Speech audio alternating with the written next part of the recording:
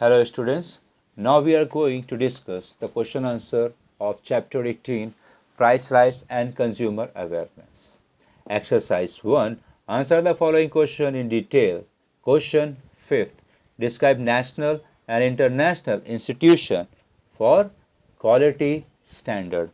हम यहाँ पे इस चैप्टर में उन नेशनल और इंटरनेशनल इंस्टीट्यूशन के बारे में समझने वाले हैं, पढ़ने वाले हैं, जो राष्ट्र यानी देश हमारे नेशनल और इंटरनेशनल जो फूड जो गुड्स और सर्विसेज की जो क्वालिटी है उनके ऊपर चेक रखता है. Now the answer is number 1, ISI. The Government of India had established the Indian Standard Institute ISI in 1947 to regulate the quality of the industrial product. अब यहाँ पे जो हमारे देश की गवर्नमेंट है 1947 में एक इंस्टीट्यूट बनाया, एक कमीशन बनाया जिसका नाम उन्होंने ISI रखा. इसका फुल फॉर्म जो है वो इंडियन स्टैंडर्ड इंस्टीट्यूट रखा. अब ये जो इंस्टीट्यूट है ये चेक रखती है जो प्रोडक्ट जो इंडस्ट्रियल गुड्स होते हैं उनकी क्वालिटी के ऊपर चेक रखती है. 1986 तक इस इंस्टीट्यूट को ISI के नाम से जाना जाता था, यानी इंडियन स्टैंडर्ड इंस्टीट्यूट. फिर आफ्टर 1986 इस इंस्टीट्यूट का नाम चेंज करके BIS रख दिया गया, ब्यूरो ऑफ इंडियन स्टैंडर्ड. अब ये जो ISI है ये अवार्ड प्रोवाइड करता है, यानी एक तरीके से देखा जाए एक रजिस्ट्रेशन सर्टिफिकेशन प्रोवाइड करता है उन इंडस्ट्रीज़ के इंडस्ट्रियल प्रोडक्टों को जो इसकी क्राइटेरिया को पास कर लेते हैं. सेम द BIS अलाउ, उसके बाद फिर वो ISI का इस्तेमाल, ISI सर्टिफिकेशन का इस्तेमाल अपने प्रोडक्ट पे कर सकते हैं सेलिंग करने के लिए, वो नेशनल लेवल पे हो या इंटरनेशनल लेवल पे हो. The BIS allow the use of ISI mark. अब BIS किसके कौन से प्रोडक्ट पे अलाउ करती है, जैसे टेक्सटाइल प्रोडक्ट पे, केमिकल है, rubber products, cements, electronic goods, pesticide and insecticide. Now second, Agmark. The practice of awarding Agmark to the farm, horticulture and animal product was started in 1937. Same Agmark अगर देखा जाए तो egg mark जो certification है ये 1937 से start किया गया, और स्पेशली कुछ प्रोडक्ट्स के लिए जो जानवरों से रिलेटेड होते हैं, जैसे आपका फार्म हो गया, हॉर्टिकल्चर हो गया, और जो एनिमल से जो प्रोडक्ट तैयार होते हैं ये स्पेशली उनके लिए होता है.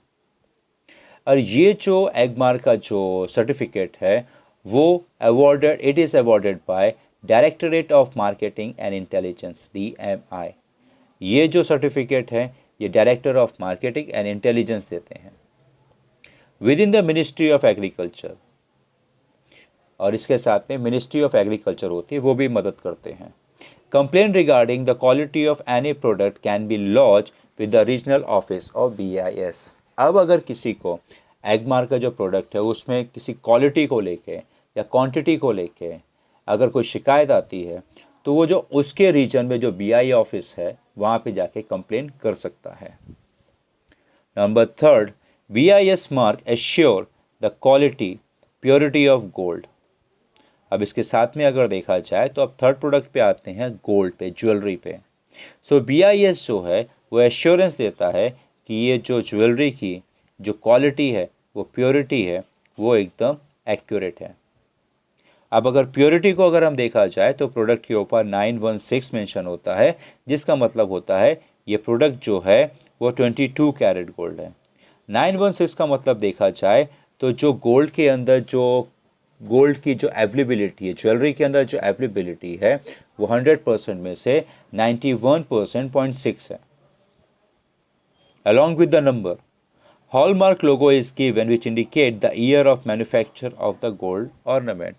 अब इस प्रोडक्ट के ऊपर हॉलमार्क भी मेंशन होता है, जिसकी वजह से हम पता कर सकते हैं कि ये ज्वेलरी कौन से ईयर में अवेलेबल है, में बनाई गई थी. Number fourth, FPO. FPO mark is used for the tinned jam, fruit juice, squash, fruits and vegetables, ये जो यानी जो फूड प्रोडक्ट्स होते हैं ये उसके ऊपर एफपीओ यूज़ किया जाता है। जैसे आपके जो जैम होते हैं, प्रोसेस फूड होते हैं, जूसेस होते हैं, स्क्वैश होते हैं, फ्रूट्स होते हैं। Now number 5th, wool mark. Wool mark is given to woollen product, ऊनी कपड़े जो होते हैं। 6th, एमपीओ, जो मीट के प्रोडक्ट होते हैं, इट इज़, ये जो ट्रेडमार्क है ये मीट और मटन के प्रोडक्ट को दिए जाते हैं। 7th, HACCP, that is hazardous analysis and critical control point, ये उन खानों को दिए जाते हैं जो ऑलरेडी तैयार करके फिर मार्केट में बेचे जाते हैं, यानी प्रोसेस्ड फूड। नाउ ECO, अब ये जो ट्रेडमार्क है ये दिए जाते हैं सोप को, डिटर्जेंट, पेपर, लुब्रिकेंट यानी जो इंजन ऑयल में यूज़ होते हैं, जो ऑयल्स यूज़ होते हैं मशीनों में, पैकिंग मटेरियल, सामान को पैक करने में, colour, chemicals, power coating. Power coating अगर देखा जाए तो कुछ ऐसे मिनरल्स होते हैं जिनके ऊपर कोटिंग करा जाता है, जैसे आयरन के ऊपर कोटिंग किया जाता है, फिर उसके ऊपर स्टील के ऊपर कोटिंग किया जाता है, cosmetics, leather and plastic products. Alright guys, this question completes over here. Thank you. Now we're going to discuss the international institution that award quality assurance certificate. Now answer is ISO, International Standardization Organization. अब ये जो organisation ये इंटरराष्ट्रीय यानी अंतर्राष्ट्रीय है, जो भी goods export किया जाता है या इंपोर्ट किया जाता है उनको इस इंटरनेशनल इंस्टीट्यूशन के क्राइटेरिया के उस पे बेस पे पास होना पड़ता है। अगर वो पास हो जाते हैं तो वो अपने प्रोडक्ट्स इंटरनेशनली सेल कर सकते हैं या परचेज कर सकते हैं। Now the answer is number 1, ISO is an international standardization organization. ISO was established in 1947. ये इंस्टीट्यूट 1947 में इस्टेब्लिश की गई थी and its headquarter is at Geneva. It provides certification of standard according to international standard ISO 14000 series is given to the environmental management system. अब अगर हम इसकी बात करें तो इसका हेड ऑफिस सबसे पहले जिनेवा में लोकेटेड है. सेकेंड पॉइंट अगर हम इसके बाद समझा जाए तो ये जो इंस्टीट्यूट है ISO, ये अगर देखा जाए तो ये उन प्रोडक्ट्सों को सर्टिफिकेट प्रोवाइड करती है जो इंटरनेशनल प्रोडक्ट्स हैं.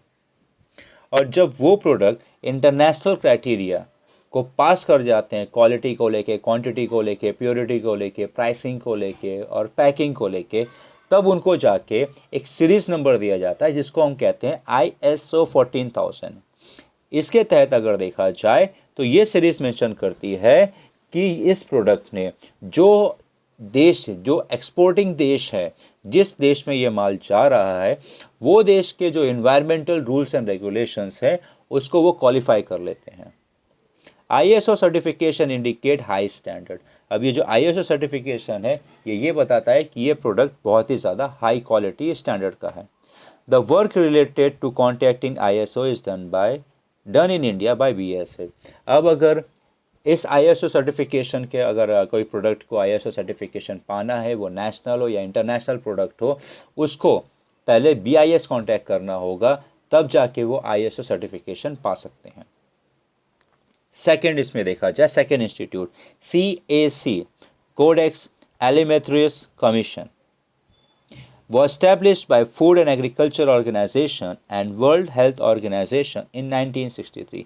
ये जो CAC इंस्टीट्यूट है, ये अगर देखा जाए इसमें दो इंस्टीट्यूट के कोलैबोरेशन से बनाया गया है. एक इंस्टीट्यूट का जो नाम है वो है फूड एंड एग्रीकल्चर ऑर्गेनाइजेशन और दूसरी जो इंस्टीट्यूट है वो है वर्ल्ड हेल्थ ऑर्गेनाइजेशन. इन दोनों इंस्टीट्यूट से मिलकर एक इंस्टीट्यूट एक कमीशन बनाया जिसका जो नाम है वो कोडेक्स एलिमेंट्रियस कमीशन इन्होंने बनाया. Its headquarter is in Rome and it developed food standard, guidelines and code of conduct for the food product. अब ये जो इंस्टीट्यूट है, अब ये इंस्टीट्यूट क्या प्रोवाइड करती है? ये इंस्टीट्यूट गाइडलाइंस प्रोवाइड करती है, ये इंस्टीट्यूट क्राइटेरिया प्रोवाइड करती है खाने पीने के प्रोडक्ट को. फॉर एग्जांपल अगर देखा जाए मिल्क हो गया, मिल्क प्रोडक्ट्स हो गए, मीट, फिश एक्सेट्रा।